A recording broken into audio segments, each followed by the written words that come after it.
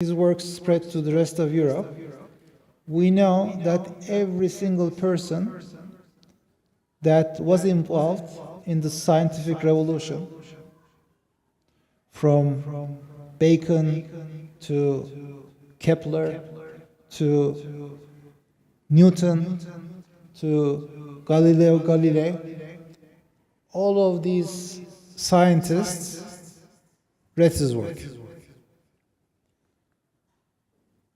And you know where the scientific revolution occurred in, right? It occurred in astronomy through optics, right? Because to do astronomy, you need telescopes. And so he really paved the way for the scientific revolution. Scientific revolution occurred based on his work and through the method he advocated. So he basically changed the course of world history. So you should know his name. His name is what? Abu Ali Hassan ibn Hassan al-Haytham. He passed away in 1040 of the Common Era. In the West, he is known as Hazen because of a mispronunciation of Hassan, because his name was Hassan ibn Hassan. He is known as Al-Hazen. And then the scientific revolution occurred in the West. Now, as you know, before the scientific revolution, before the, Ibn Haytham's works became influential in Europe, it was the Dark Ages in Europe, right? What happened is the Christian Roman Empire turned its back towards its pagan heritage, so they didn't want to read philosophers, Greek philosophers, because they were pagans. And so for 1,000 years or so, the West wasn't very much interested in philosophy and science. And there was the Christian church. The Christian church adopted this bottled false view of Trinity, right?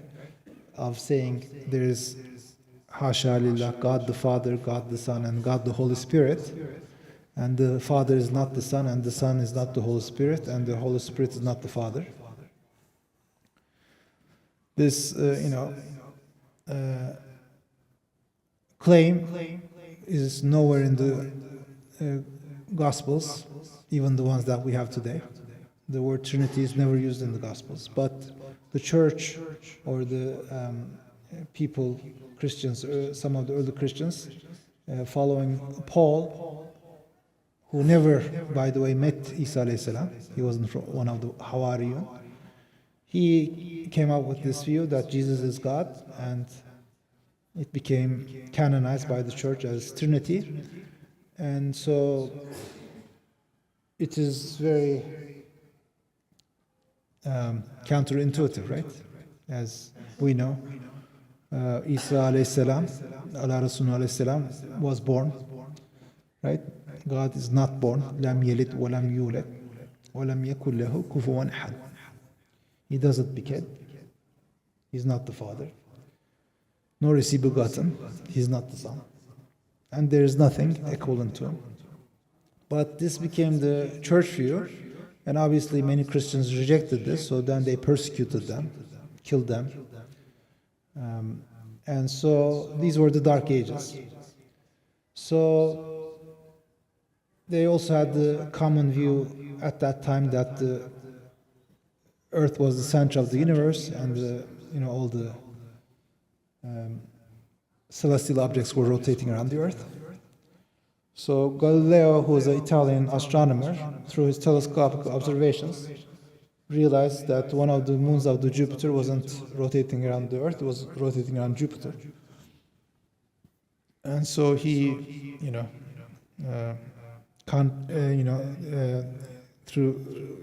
published the results of his research, which is that these objects are not rotating around the world, and the church persecuted him, put him in a house arrest. You might know this. So what happened is this: through the scientific revolution, the scientists in Europe were able to make these very accurate predictions about the planets, celestial objects, their movements, and so on and so forth. Kepler realized that the celestial objects were rotating around the sun, and then Newton did the math and showed that their rotation wasn't actually circular but elliptical. And so these results became public, and so for many people in Europe, on the one hand they saw this Christian church which has these like contradictory dogma and beliefs, persecutes people, tortures people, kills people. And on the other hand, they saw these like scientists who have this method that seems to be very accurate and they're leading to lots of discoveries. So many people in Europe turned away from Christianity and turned towards science. And this sort of facilitated the materialist world in the West that we see today. So we see two factors there, which is one is the oppressive Christian church that has these inconsistent, contradictory dogmas, and the other is what? This scientific method pioneered by the Muslim scientist, alim, Abu Ali Hassan ibn Hassan al-Haytham. So these two, historical occurrences led to the scientific revolution, and that gave way to the Enlightenment. So this is what happened in the West. And so there was, sort of overconfidence, shall we say, in scientific thinking as a very successful method. So they thought, okay, this is going to solve all our problems. Okay? And there was this tremendous sense of optimism in the Enlightenment in Europe in the 18th century, that we're going to find everything about the world. And that's where we get the encyclopedia as like a work of scholarship that collects all information about the world. Sort of, that's like the ancestor of what you might know as Wikipedia. And so this was what happened, but there are, although science is good for what it's good for, it has its limits, right? It tells us how to measure and manipulate the movement of physical bodies, but the scientific method wasn't designed to tell us about metaphysical realities, give us knowledge about the ghaib, about the unseen. Okay?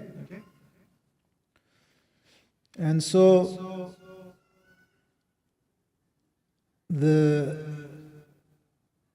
that's number one. Science can never tell us about metaphysics. It can never tell us how to worship Allah subhanahu wa ta'ala. It cannot tell us about metaphysical realities. The other thing it cannot do is what? It cannot give us morality. Science can tell you what happens if you pull the trigger. It can never tell you whether it's right or wrong to pull the trigger. No scientific experiment can answer that question, because scientific answers are quantitative. They're measurements, right?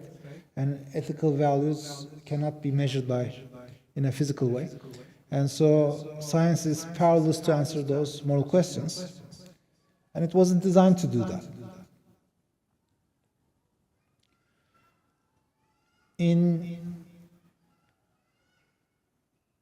addition to this, another thing that science can never tell us is what? How do we distribute the resources of the world? How do we share wealth? Who does wealth belong to? And that's a very important issue, right? Because people like wealth and they fight over it. And they have different ideas about how wealth should be distributed. So science also cannot resolve that big issue, and it wasn't designed to do that, right? What happened is, because Europe turned away from religious values and adopted the scientific method, but universally generalized it in a wrong way of thinking that it's going to solve all their problems.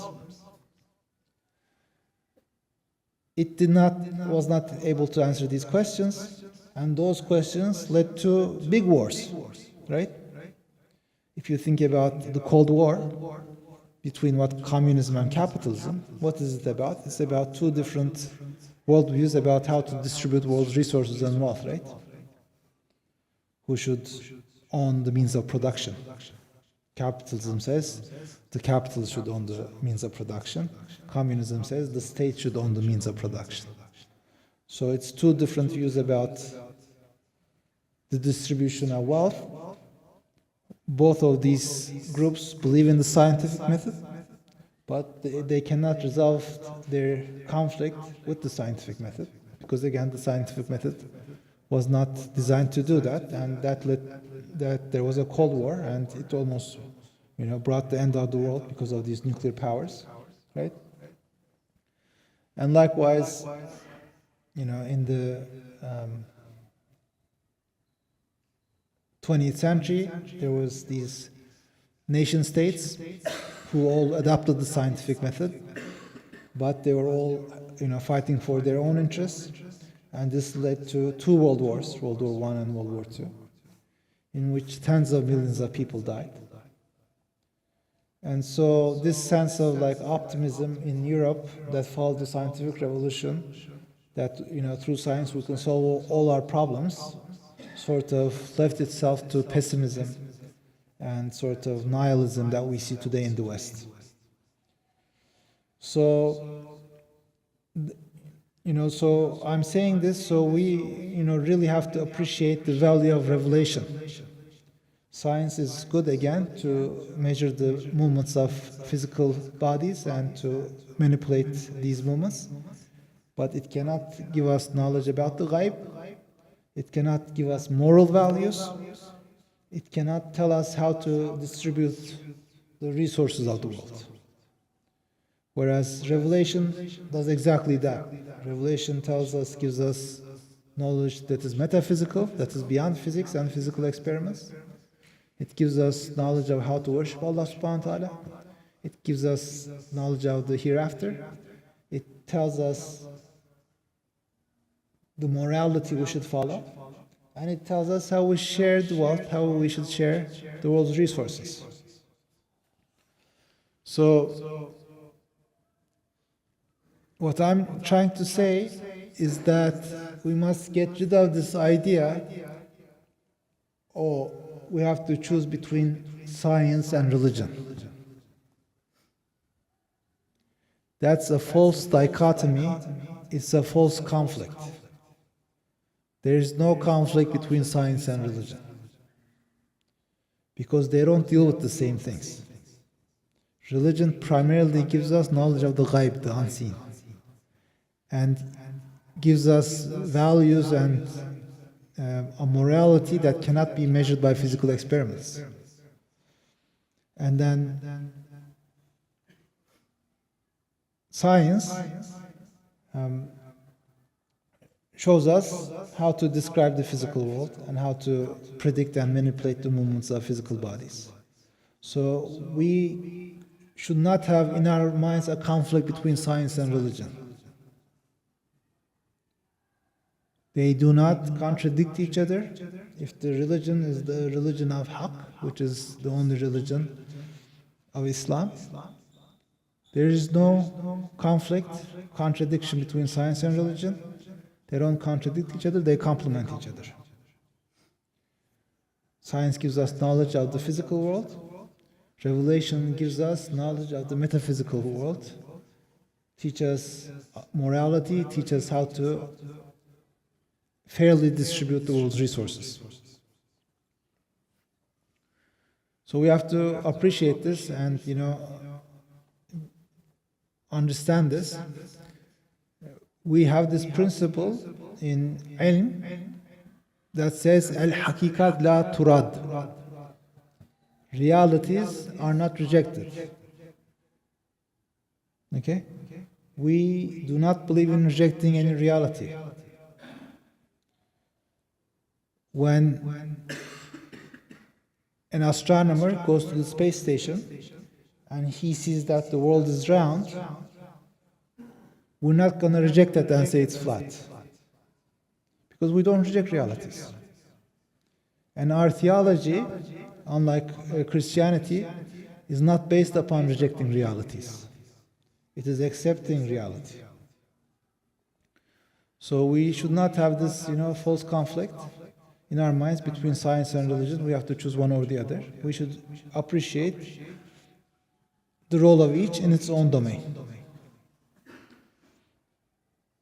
With that said, obviously, knowledge of revelation is superior.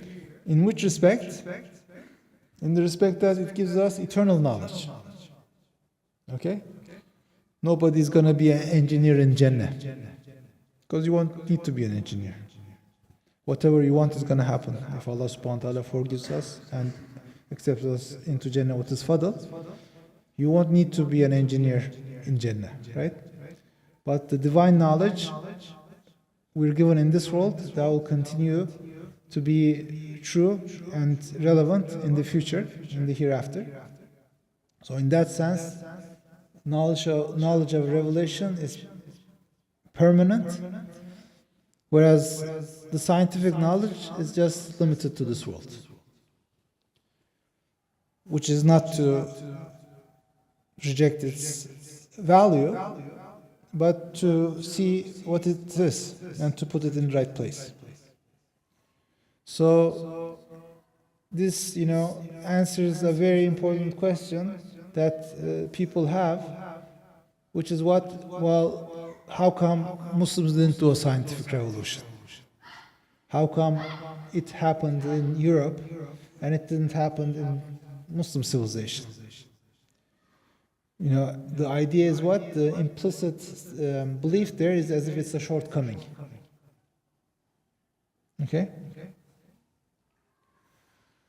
Now, as first of all, the methodology that was used in the scientific revolution was pioneered by Muslim scientists, as we talked about. That's number one. Number two is, okay, fine, that was there, but still this industrial revolution happened in England, scientific revolution happened in Europe, it didn't happen in Muslim countries. Why is that? Okay, so we should really understand this. And the reason is this, it's because for the Muslim, the most important thing is Allah subhanahu wa ta'ala and the akhirah.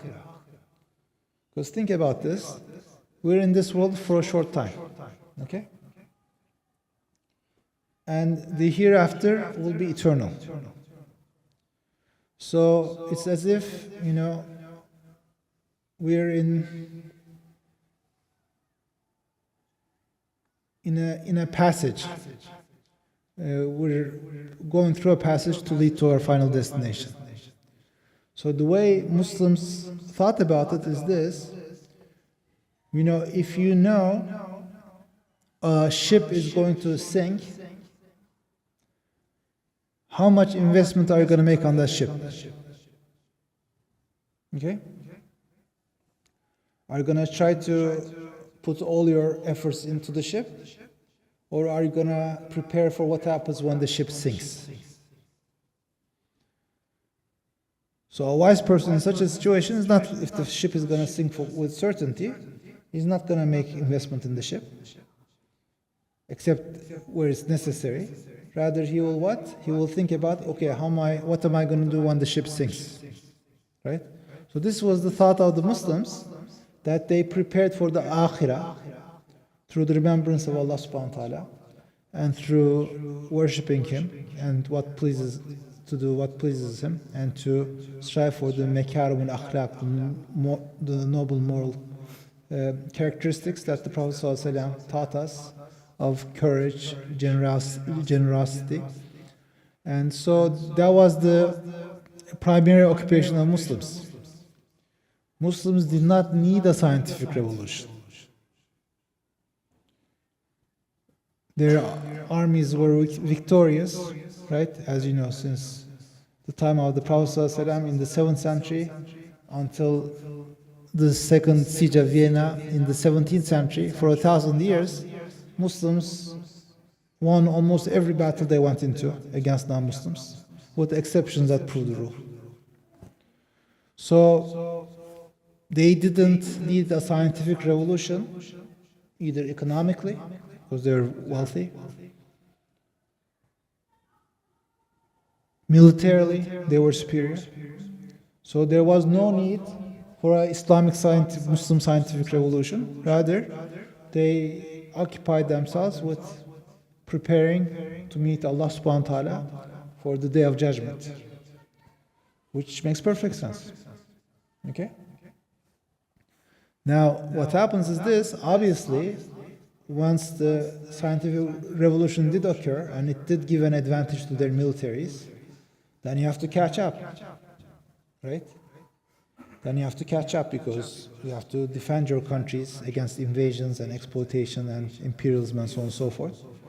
So once, the scientific revolution happened in the West, then we must, obviously be able to defend Muslim countries against invasions and attacks, and so prepare as best as we can to preserve the lives, wealth, and honors of Muslims against attacks. So what I'm saying is, once it becomes a necessity, obviously, then you have to do it, right? If the army that is attacking you is using bullets, you cannot counter that with, swords and arrows. Okay? So once it becomes a necessity, then you have to do it, right? But there was really no advantage in it for Muslims to do it in the first place. So what I'm saying is, we should not think of, the scientific revolution not occurring in Muslim countries as a shortcoming of Muslim countries. It wasn't a shortcoming. They had no need of it. Okay? And so we have to appreciate this, that Muslims did not need a scientific revolution because they were already economically, militarily superior.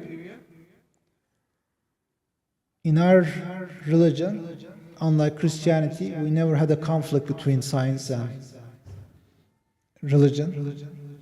We never had a figure like Galileo, an astronomer who was imprisoned because of his astronomical experiments and the results he got from them. So it wasn't an issue, okay? So what happens is, because there was a conflict between science and the Christian church, many Western intellectuals, they generalized this and they basically saw, okay, based on their experience with Christianity, science is good, religion is bad. And then they also approach all religions, including Islam, without prejudice. And most of them do not see Islam in its own terms. Okay? And some of the Muslims who are educated in Western institutions, who don't know their own history, also have these same prejudices of thinking, there's a conflict between science and religion and we have to choose sides and science is better. Okay? That's not true. In our history, we never had a conflict between science and religion. And there is no conflict between science and religion. As I said, they don't contradict each other and they complement each other. With this said, does this mean we have to accept everything that the scientists say? And the answer is not necessarily. Why is this? Because if you remember again Ibn Haytham's method, what is it? You have a certain claim about the physical universe. It's in science, as you know, it's called a hypothesis. And then you test it out, right? So there's a theory stage and there's an experiment stage. And so many times scientists especially theoretical scientists, make these claims that are sort of verified after a long time, whether they're true or not. Because people don't have the means yet to carry out the experiments which would test them to be true. After a certain time, they figure out an experiment to test that idea, and then it gets results. Either the theory turns out to be wrong or right. Okay? So what I'm saying is there is a distinction between a scientific observation and a scientific theory. Between a concrete observation and a hypothesis or a set of hypotheses. Okay? So when we say that science is a source of knowledge, that does not mean we have to accept every theory that scientists come up with. A theory is not a scientific fact. Okay? We will accept scientific facts. We do not reject reality. But we do not have to accept every scientific theory. So our answer to that question is qualified. We will accept and we will not reject scientific facts, but there is no reason for us to accept every theory, especially if it is not according to the apparent reading of the Quran and the Sunnah. So we will not change our understanding of the Quran and the Sunnah based upon scientific theories or hypotheses. We will go with the apparent meaning of revelation. But if there is a scientific fact that is concretely observable, such as the fact that the world is round, then we're not going to deny that. And we're not going to reject that. And it is not a religious problem for us. It doesn't affect our aqidah in any way. Okay? So this is what I wanted to emphasize. The important role Ibn Haytham played in the scientific revolution, that there is no contradiction between science and religion, that it was not a shortcoming of Islamic civilization not to have a scientific revolution, which we did not need. And we will accept scientific facts, but we don't need to accept every scientific theory and hypothesis, and we will not change our understanding of the noble Quran and the Sunnah and Nabawiyya Sharifa based upon these scientific theories or hypotheses that are not proven. So that's what I have to say. And then if you have any questions, inshallah, I'll try to answer them.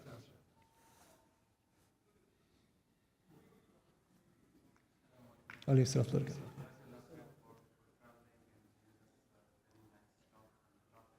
Akramakumullah.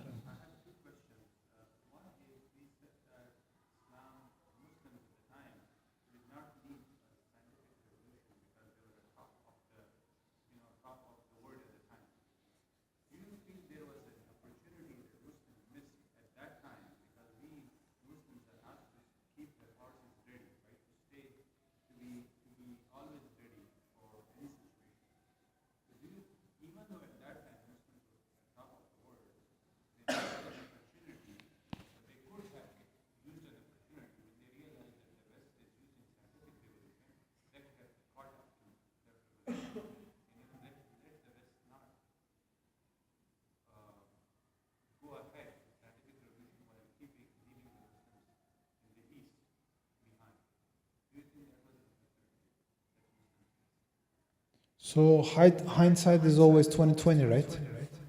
Because we see, we know what happened, but for the people living at that time, they don't see the future, right? So as I said, with what they knew, I don't think they did anything wrong, because they, as I said, from the 7th century until the second siege of Vienna in the 17th century, Muslims won almost every battle they fought against anyone, with exceptions that proved the rule. Okay? So, there wasn't sort of a shortcoming that needed to be overcome with the scientific revolution. And they could not have known what happened. When it did happen, then they did realize, the Ottomans, for example, who were living closest to the West, they did, hire Western engineers and officers and doctors to teach this new technology to Muslims. And so they made those efforts. But before it happened, there was really no way to predict it and no reason to sort of, engage in it. As I said, it does make sense for us, right? That our primary occupation is with the akhirah, right? We believe that the akhirah is better than this world. And to prepare for the eternal life is more important than, putting all our investment into this world. The reason that the materialist is putting all his investment in this world is because he doesn't believe in the afterlife. So that's why he has to prioritize this, because he thinks this is the only thing he has. Right? But we know better. We know that we're here only very short time. The Prophet ﷺ did tell us, the best of you are those who teach the Quran and learn the Quran. You see what I'm saying? So that's where the Muslims put their efforts in. And, they put their efforts in pleasing Allah subhanahu wa ta'ala, preparing for the eternal journey. And I don't think that was a mistake. I think it was right. And, obviously, realities are not rejected once this scientific method gives advantage to their militaries. Obviously, then you have to catch up. Then it becomes a necessity. You had another question?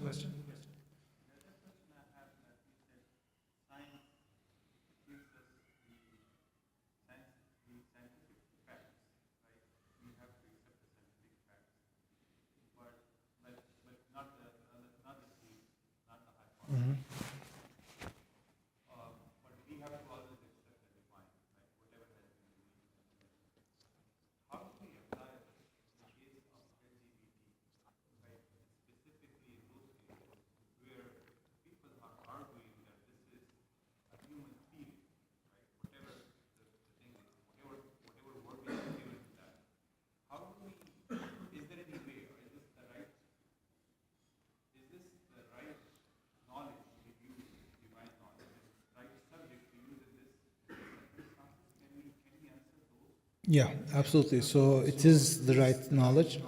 So the important thing for us to appreciate is this: we do not deny feelings. If we deny the feelings, that would be rejecting reality. It is very possible that somebody feels an attraction to someone else, and they might sincerely feel that. Just as somebody else might sincerely feel angry. You see what I'm saying? Just as, a man might feel an attraction towards a woman that, is haram for him. You see what I'm saying? So we're not denying the human feelings, but what we are saying is we're better than animals. We're better than animals, so the feelings might be real, but we do not have to be enslaved by those feelings. Unlike animals, through using our reason and obeying revelation, we can go beyond those animal instincts. Animals cannot, right? But we can. And so it is foolish for a human being to reduce himself to the status of an animal, in which he thinks that following every animal desire it has is a sort of freedom. It's not freedom. Right? And so that is sort of like being imprisoned by one's, bestial desires. So, if we were to deny that, that some people feel haram, desires, then that would be a denial of reality. That would be false. But we don't do that. And ulama have never done that. What we say is, yes, you might have a haram desire, but through, sabr and through following the divine guidance, you can go beyond that and do what is right. Okay? So it is true, I'm sure some of you might have met this. There are some people who are, just by their nature, very angry. They get angry very easily. Other people, it's not a problem for them. But some people get angry very fast.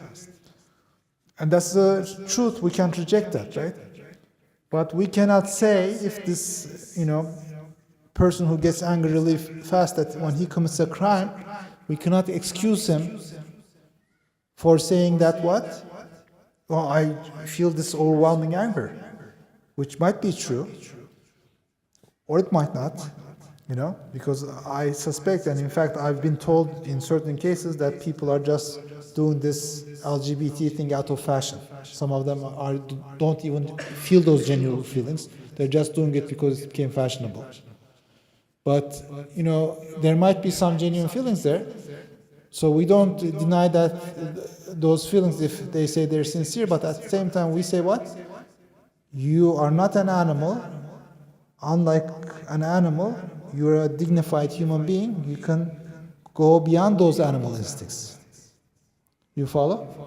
So if Revelation tells us that this is something haram that Allah subhanahu wa ta'ala hates,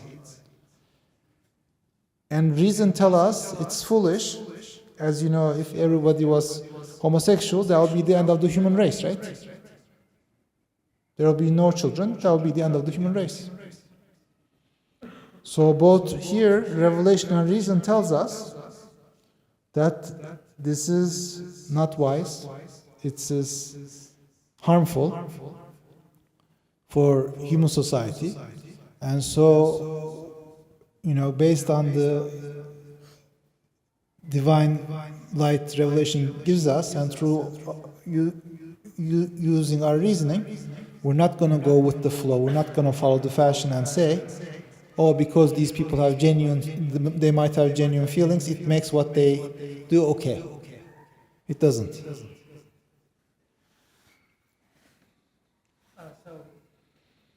At what point do scientific theories become something that we should pay a lot of attention to? Because you mentioned that we accept scientific facts, but not theories, especially if they contradict with what we know from evolution. At what point, because there's certain theories like evolution, I have some friends that they've looked at the evidence and they're getting pretty convinced by it. Mm-hmm. So at what point do we say hey, this theory, what's the threshold that we start to get? The threshold is, physical observation. If, we could observe, one species coming out of another species, then we would not deny this fact. It would be a scientific fact, right? But that doesn't happen. You see what I'm saying? So basically, what defines a species is that it cannot mate with another species and have an offspring that reproduces, right? So for example, horses, if they mate with a donkey, you get a mule. The mule does not have offsprings. But horses have offsprings with each other, donkeys have offsprings with each other. But when they mate, you get this new creature that, cannot have offsprings. Okay? The same thing, that lions and tigers are two different species. If, when they mate, they have this creature called liger. I don't know if you've seen it. It's a humongous creature, but it cannot survive. So the idea of, origin of new species, as Darwin entitled his book, is that one species comes from another species through mutation, such that it's able to mate with something like itself, but it cannot mate with the mother species. Okay? That's not something we observe. If, for example, a human is born with such severe mutation that it cannot reproduce with another human, it, in many times is aborted in the fetus or dies shortly after birth, or even if it survives, it's not able to have offsprings. Okay? But the idea of speciation is what? That one animal comes from another animal such that it cannot mate with the mother species, and at the same time it will mate with something like it and produce a new species. So that's not something we observe in nature. If we observed it, we wouldn't deny it. So the biologists say you don't observe it because it takes 1,000,000 years.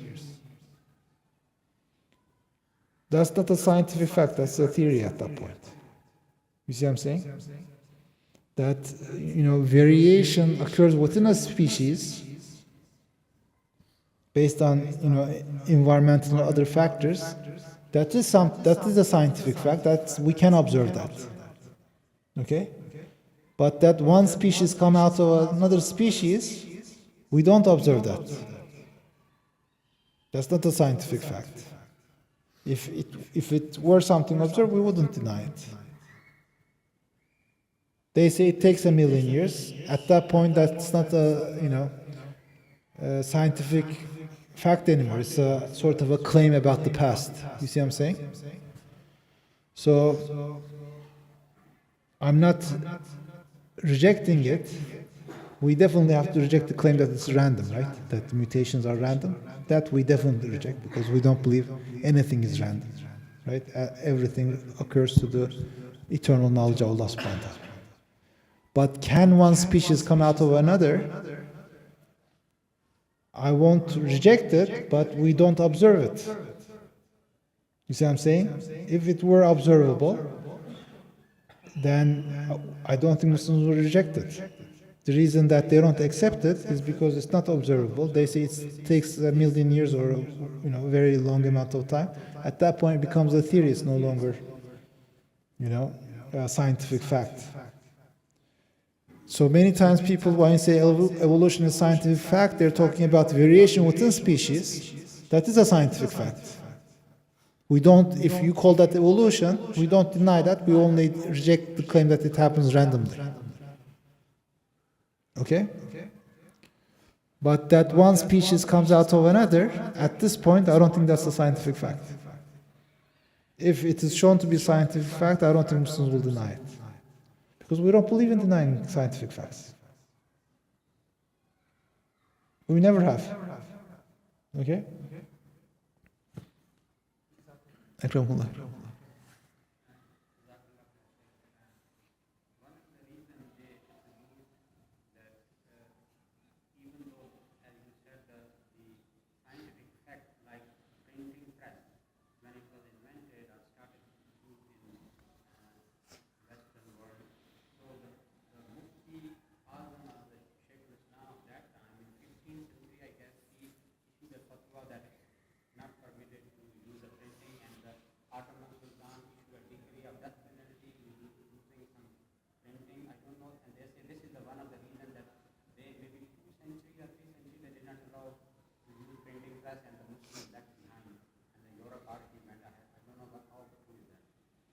Okay, so again, this is a very good question, and we really have to get this right. We have to understand this. We don't believe that ulama are ma'asum. This is very important. We respect ulama, we love them, we benefit from them. We don't believe they're ma'asum. Like the Rafidis, the Shia, right? They believe their imams are ma'asum. They think they're like the Prophet, they can make a mistake. We've never claimed that about our ulama. Ulama are human beings, they can make a mistake. Did Allah subhanahu wa ta'ala or the Prophet sallallahu alaihi wasallam say printing press is haram? I'm not aware of it. Okay? So, as you know, in ilm, in fiqh, just like other fields of knowledge, there are certain that are qat'i, that is certain, just as this in physics and also other fields. There are certain things that are not certain, where people exercise, their reasoning and come with a conclusion with the best of their abilities that might be the right result or not, right? If many times the enemies of religion, they, bring up stuff like this, say, oh, okay, look at how many times ulama were wrong. Or look at how many times scientists were wrong. Right? Until Hubble, they were thinking universe is eternal, right? The view that the Earth is flat, the whole universe is turning around the Earth, that wasn't something that was,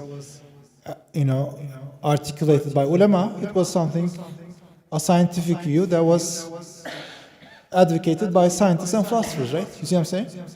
So again, we have to get this right. Just as a scientist can make a mistake, and they made many mistakes, and they still do. We, unlike the Shia, the Rafidis, we don't claim ulama are masum. Everything they say is correct. Okay? That's number one. The same thing. Many times people say, oh, the Ottomans did this. I'm from Istanbul.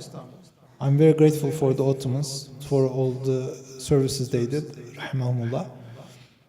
But at the same time, we have no hujjah in Sharia called the Ottomans. We have a hujjah in the Sharia called the Noble Quran. We have a hujjah in Sharia called the Sunnah. We have a hujjah in Sharia called Ijma, the consensus of all ulama. They all agree on certain subjects. And according to majority, there's also qiyas, legal analogy, right? Those are and the aqwal of the Sahabe. So those are the sources of Sharia, according to majority of ulama. Okay? There is no source of Sharia called the Ottomans. Right? And so, we respect the Ottomans. We're not going to say they were Muslim, everything they did is right. Okay? So we have to get that right. We are grateful to our predecessors for all their services. Unlike the ignorant people who call themselves Salafis, we will not, insult them, talk badly about them. But at the same time, we don't claim they're masum. Okay? They can make mistakes, and they have made mistakes. Right? And this is something new, right? And this is something that has been acknowledged by themselves. Abu Hanifa rahimahullah has changed his opinion on certain issues. Imam Shafi rahimahullah has changed his views on certain issues. Right? This is not sort of a mark of a shortcoming. It shows their integrity. It shows their desire for the truth. So that's one thing. Okay. The second thing is, again, what were the reason, and that's something you have to think carefully about. Like we have to go back and actually see what led them to do what they did. Right. For example, one of their concerns I know is that the Quran printed by these printing presses had mistakes in them. And as you know, once you have a mistake in the press, it just keeps making that mistake. So this is something that they really didn't want. Okay? And then, as you know, the Ottomans at the end established the imperial printing house, where they did control it, But that's one of the things they feared, which is a legitimate fear, that if there's this printing presses, there's going to be, mistakes in the Noble Quran that might cause, hardship for Muslims, right? So anyhow, I'm not going to say they're right or wrong. You might think they're wrong. I'm not going to say that. But at the same time, whatever your view is, it's not really a religious issue in that sense. It's not a issue based on nusus, on the Quran and the Sunnah. Right? It's the ijtihad of certain muftis who had the best of intentions. Okay?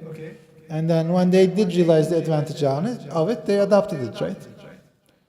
But, we have to understand this. So I'm not saying this, that our ulama are ma'asum, that they can never make mistakes, and so on and so forth.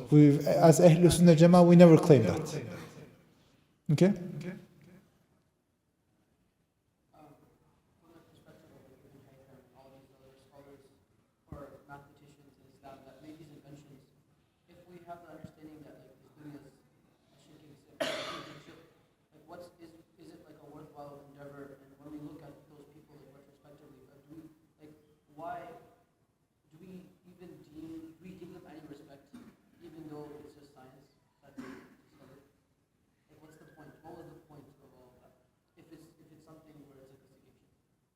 we not say also, how do we also not think about this world in a pessimistic way? Because of that understanding? Okay, so we should not think about it in a pessimistic way because it's a place for us, even though we know it's a sinking ship, right? Our ship is definitely sinking when we die. And the whole ship is going to sink, when the day of judgment comes. So we know that for a fact, right? But we shouldn't see it as pessimistic because it's a place for us to, opportunity for us to please Allah subhanahu wa ta'ala. We have this one opportunity in eternity to please Allah subhanahu wa ta'ala. So we shouldn't see it in a pessimistic way. We should see this as a, great opportunity, great blessing from Allah subhanahu wa ta'ala. So that's how we should see it, right? As an opportunity, short opportunity, right? Especially, our youth, mashallah, you might think that time is passing very slowly, but, once you hit your 30s, it just passes really fast. So, this is, it's like an eye blink. So we're here for a short time. It's a tremendous opportunity for us to, to have the opportunity to please Allah subhanahu wa ta'ala. So we shouldn't think that pessimistic way. We should think that very optimistic way. And Islam is a very optimistic religion, right? It starts with Alhamdulillah Rabbil Alamin. It starts with a very optimistic message, right? All praise belongs to Allah subhanahu wa ta'ala. Okay? So we have to be very optimistic. Okay? We have to be very optimistic about Allah subhanahu wa ta'ala, about His mercy, about His generosity. Okay? So that's number one. We shouldn't be pessimistic, but at the same time, we're not going to deny the reality, which is what we are here for a very short time. And investing everything you have in a sinking ship is foolish. Okay? So we have to prioritize pleasing Allah subhanahu wa ta'ala and the akhirah. That's number one. Number two, why did these ulama say these things? Was the waste of time? I don't think so. The reason is this, that Allah subhanahu wa ta'ala wants us to be fair and, just. So Ibn Haytham saw these claims, conflicting claims among thinkers, uqala, right? And he realized, they weren't able to resolve these intellectual conflicts. So he thought, okay, what's an objective way to resolve these issues? You see what I'm saying? So from that perspective, a sort of, an objective way of resolving conflicting claims, I don't think from that perspective it's not a waste of time. And it does give us, true information about the physical world, which also I don't think is a waste of time. Okay? So that's, I think, how it was many times, ulama, hukama, sort of try to arbitrate and give, just answers to the discussions people were already having. Right? But I think it's about priority.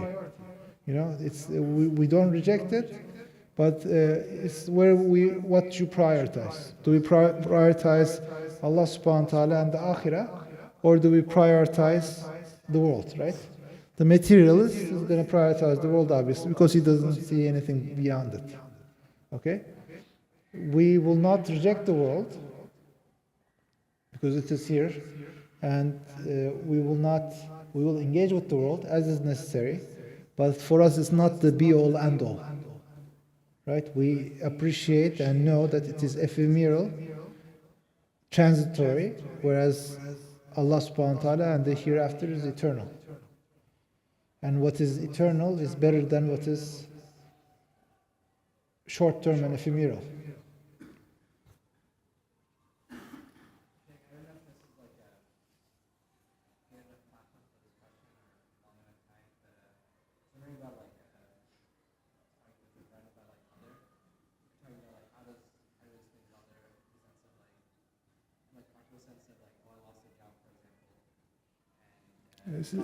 Could you speak a bit louder? Yeah, we were trying to understand, I guess, qadr and how it works in a practical sense. So, for example, I lost a job, and sometimes they say, oh, if I did this, I wouldn't have lost this job, or if I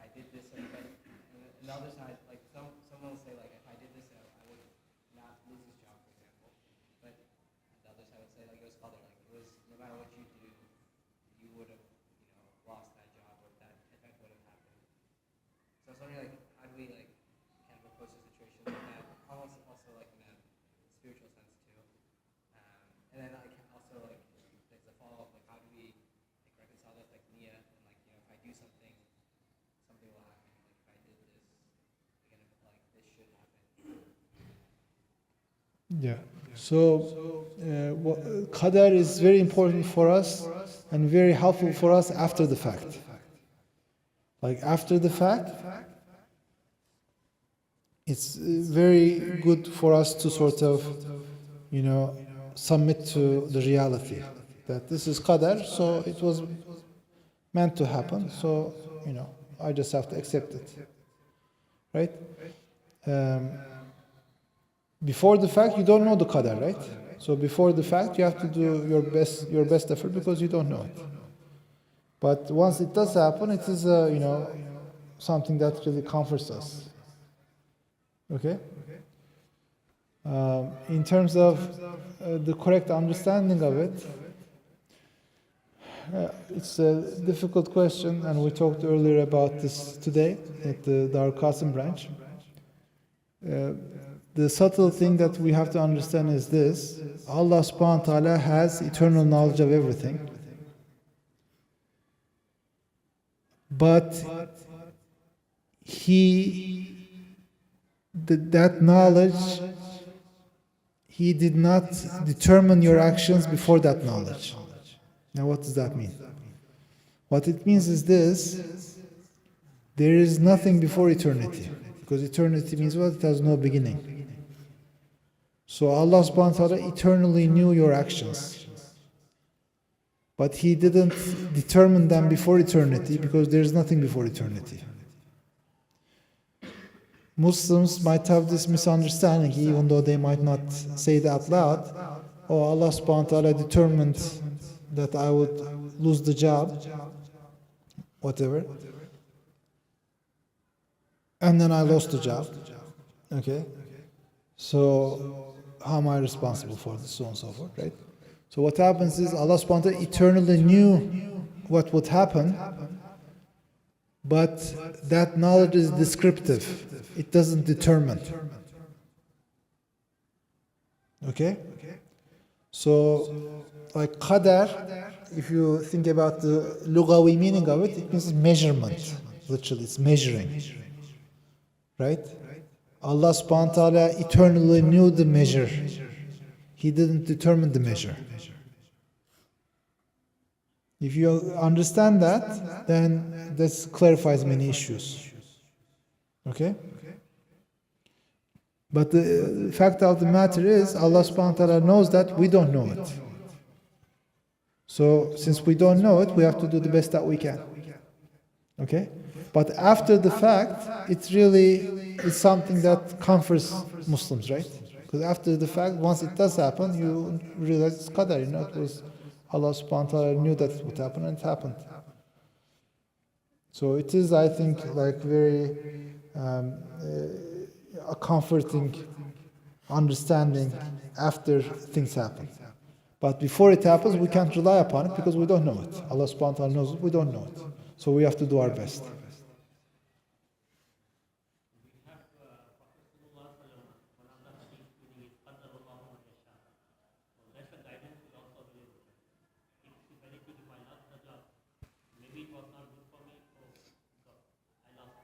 Absolutely, that's very true. That we believe He's Hakim. Hakim means what? That there is husnul aqibah to everything that occurs. Everything Allah subhanahu wa ta'ala creates, there is a husnul aqibah for it. So there is a good ending to it. We might not always see it, but you're absolutely right. So, and it happens many times. We see it within our own lifetimes, right? That when we're younger, we're, unhappy something occurred. Many years later, we think, oh, I'm really glad now that it didn't happen, right? So that wisdom even becomes clear in many cases in our own lifetimes, right? There is Allah subhanahu wa ta'ala, as our brothers pointed out, is Hakim, and there is Hikmah, Husnul Aqibah to everything that He creates. Sometimes we see that, sometimes we might not immediately see that, but the fact that we immediately don't see that doesn't change the fact. Allah subhanahu wa ta'ala always gives the best.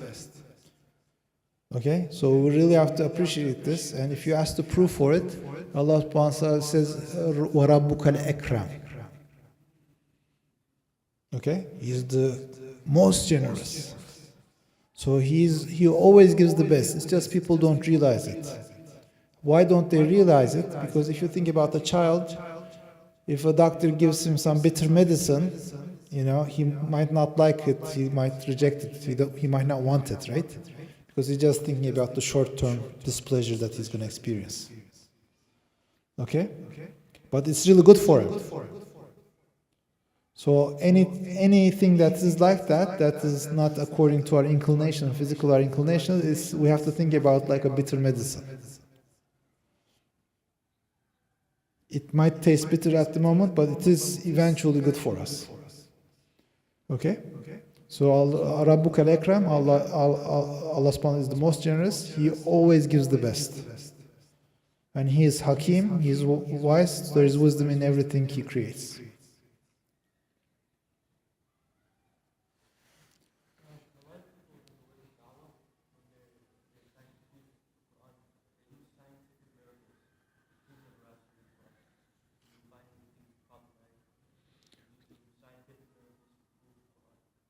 So, not necessarily. I mean, the issue is this: we have to understand this. The Noble Quran is not a book of science, because you don't need ilmul ghaib to do science. You can find scientific facts through observation and the scientific method, right? So you don't need revelation to attain scientific knowledge. The benefit of revelation is to what? To give us knowledge that is beyond science. So we have to appreciate that. First of all, that Noble Quran is not a scientific book. It's a book of ilmul ghaib. Okay? At the same time, it does give us, points out scientific facts as signs of Allah subhanahu wa ta'ala's power and wisdom. And some of those are miraculous. One of them is the, one that Imam Hafiz recited tonight. وَالسَّمَاءَ بَنَيْنَا بِأَيْدٍ وَإِنَّا لَمُوسِعُونَ. That is considered the greatest astrophysical discovery of the 20th century. That, when a bomb explodes, it will gradually, its impact will get less and it will slow down, right? So all the scientists were predicting, after the Big Bang, eventually the expansion of the universe was going to stop. Just like a bomb explodes and then its expansion stops somewhere, right? That's what they were all predicting. And to their surprise and shock, it turned out not only is the expansion continuing, but the speed of expansion is increasing. Now Allah subhanahu wa ta'ala foretold us this, right? وَالسَّمَاءَ بَنَيْنَا بِأَيْدٍ. The Sama, which is in Arabic anything that's not ard, that's not the earth. وَالسَّمَاءَ بَنَيْنَا بِأَيْدٍ. What is not on the earth, we built with power. وَإِنَّا لَمُوسِعُونَ. And indeed, we're truly expanding. Okay? So to me, that is a sign of Allah subhanahu wa ta'ala, because it's something that, humans had no way of knowing. And it is considered like the greatest astrophysical discovery of the 20th century. And Allah subhanahu wa ta'ala revealed that knowledge to the Prophet sallallahu alaihi wasallam as a sign of His power.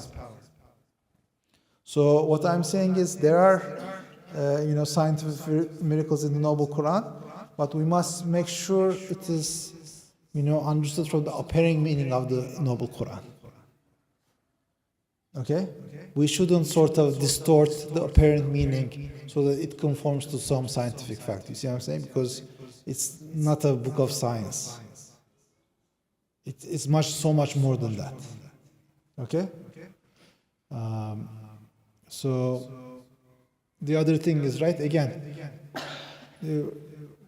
we thought, what did the medieval scientists, philosophers think? They think the earth is center of the world, it's not moving, and then everything else is moving around it, right?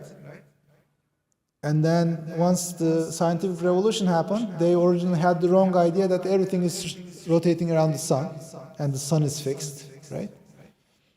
But Allah subhanahu wa ta'ala says in the Revelation, kullun fi feleki yasbahun, right? Everything is swimming in an orbit.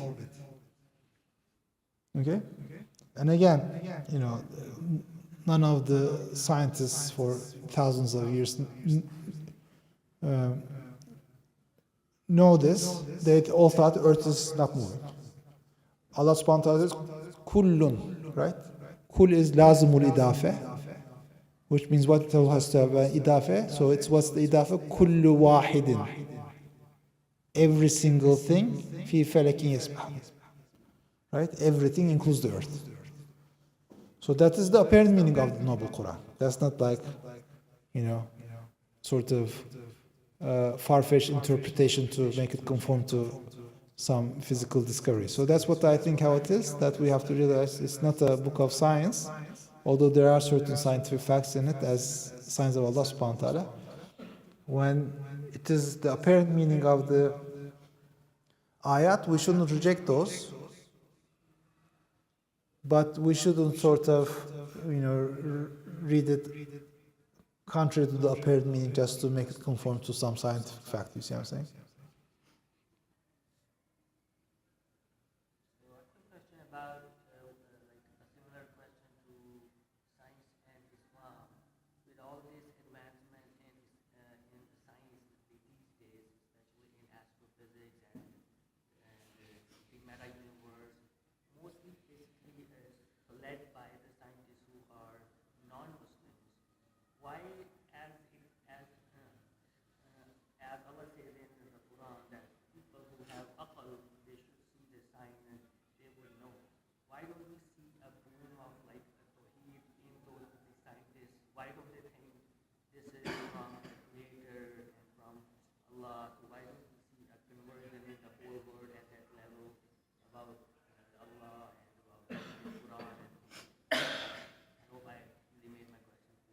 Yeah, so you're basically saying why aren't more scientists believing in God?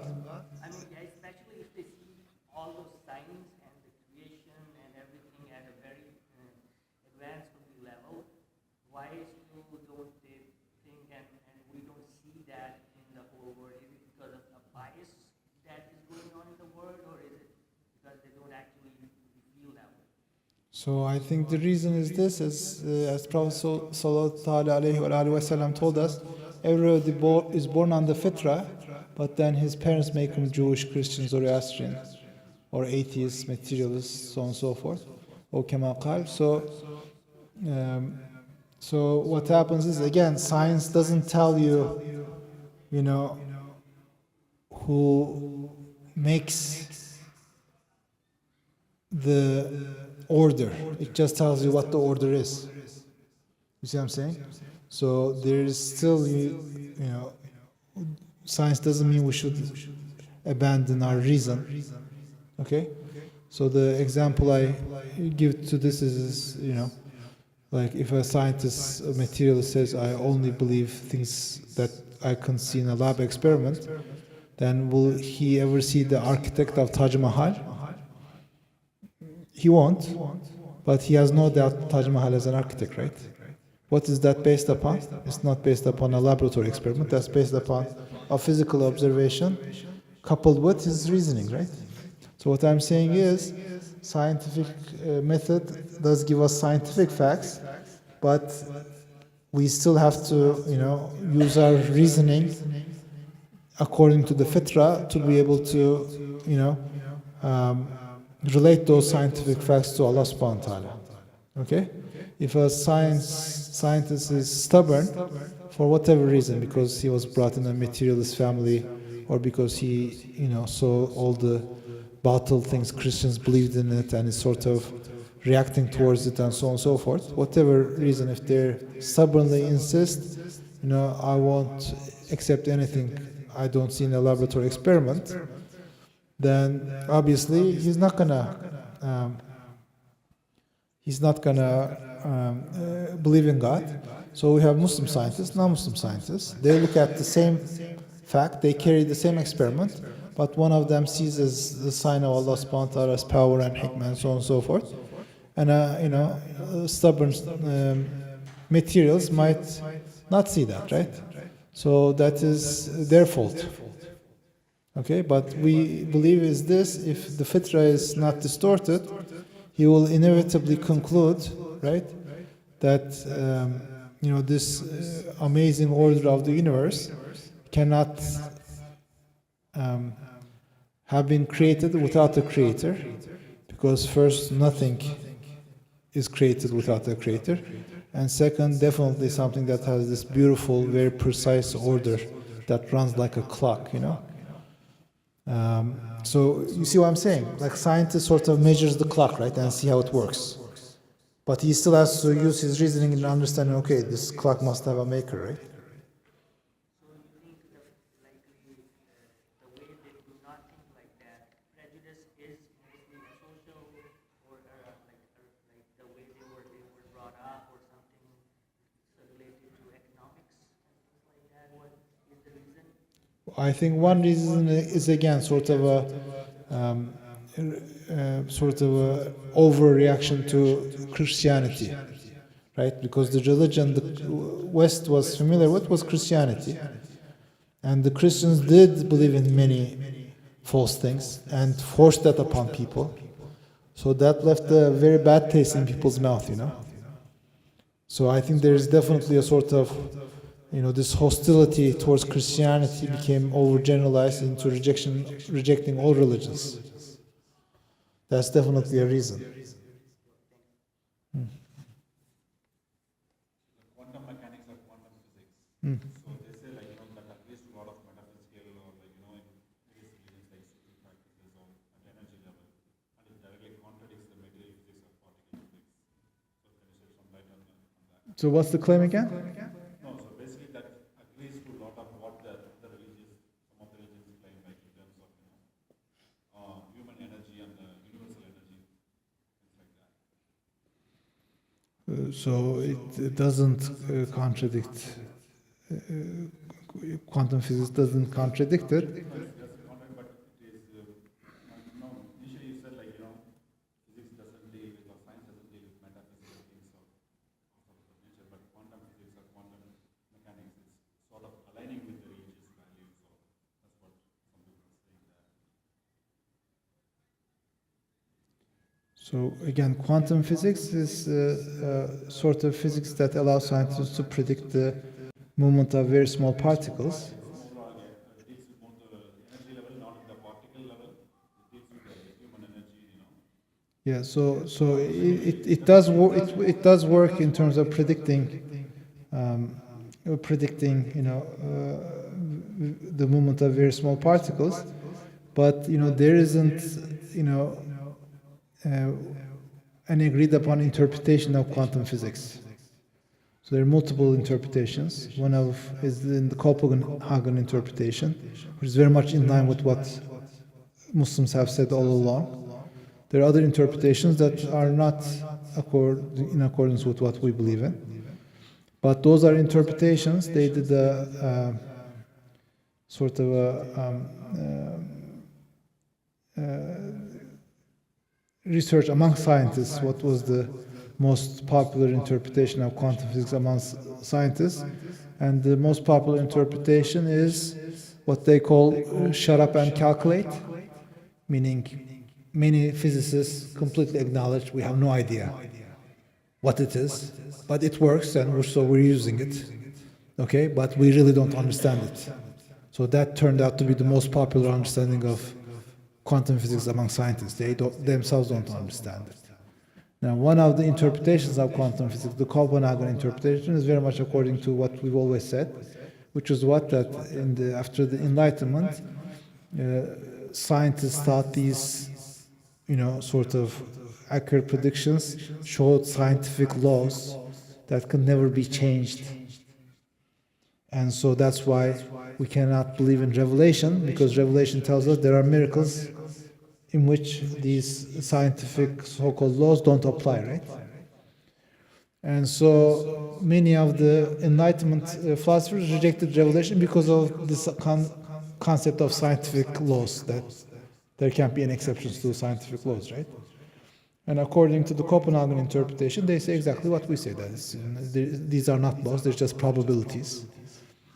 And, they can, there can be cases in which the results that are commonly encountered not occur, right? So according to Copenhagen interpretation of quantum physics, it is possible that you can put a cotton into fire and it will not burn.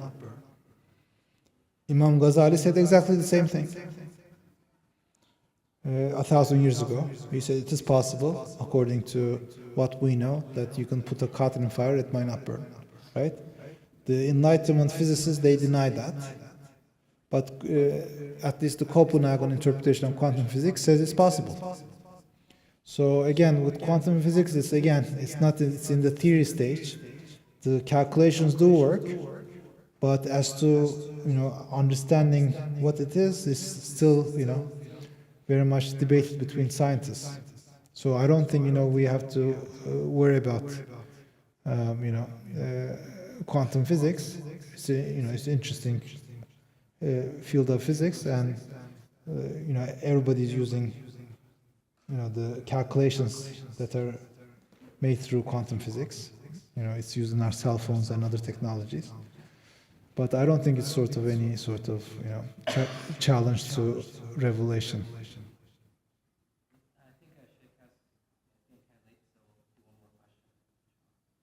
Go ahead.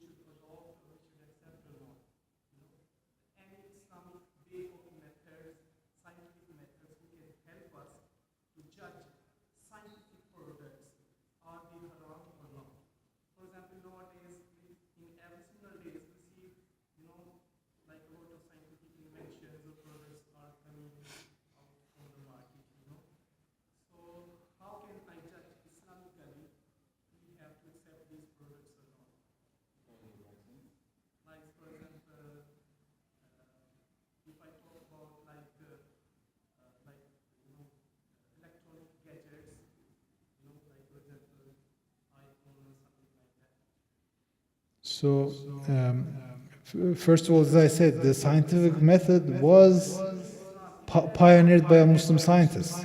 It's not something the Westerners came up with.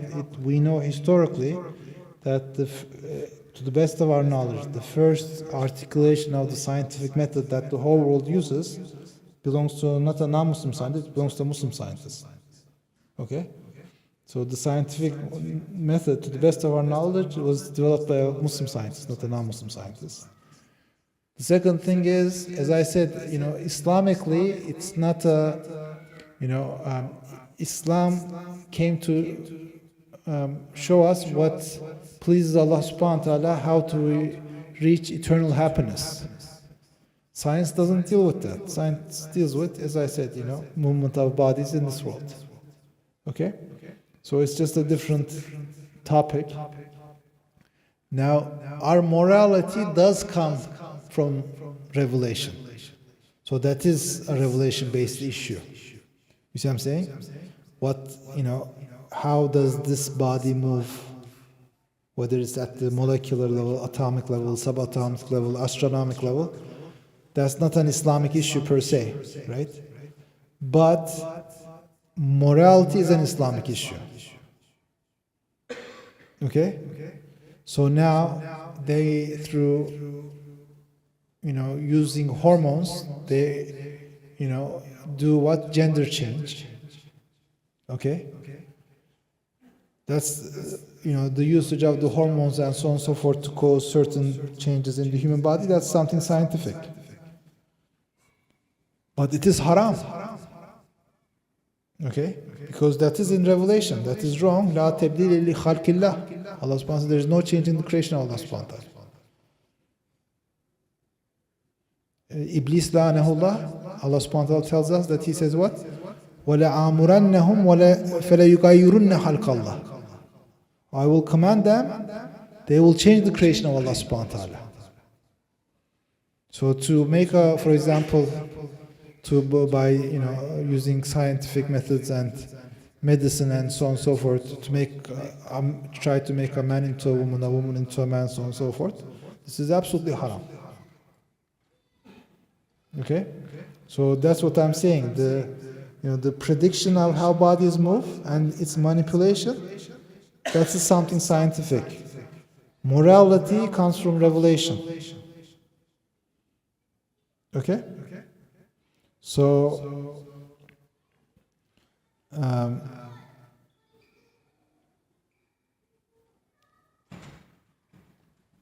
science tells us how are you going to make a weapon, right? Islam tells us when is it right to use that weapon, when is it not right to use that weapon. Science can never tell you that, right? It can tell you how does a firearm operate. It can never tell you is it right or wrong to use it, and under which circumstances. So the right and wrong, that knowledge has to come from revelation. Okay? So if it goes against the nusus of the Quran and the Sunnah, we will reject that usage of science if it's haram. If it's not haram, it's something beneficial, we won't reject it. You're testing on animals, right? All the scientific products are being tested on animals. Or using, kidneys or something from monkeys to grow viruses or vaccines, those kind of things. Yeah, so there is difference of opinion on that issue. Some ulama considered it mutlaq, that no living being should be changed, including animals. So that was the view of certain ulama. But some ulama, based on the fact that the Prophet ﷺ, sacrificed the castrated, ram. So there they said that this shows that the Prophet ﷺ, he wouldn't use an animal that Allah subhanahu wa ta'ala is not pleased with. So those ulama argue that changing the animals according to human benefits is acceptable. Not the human being, but the animals. Because Allah subhanahu wa ta'ala made them musakhkhar to us. So there is a difference of opinion among the ulama on that issue. Some ulama consider mutlaqan la tabdil li khalqillah.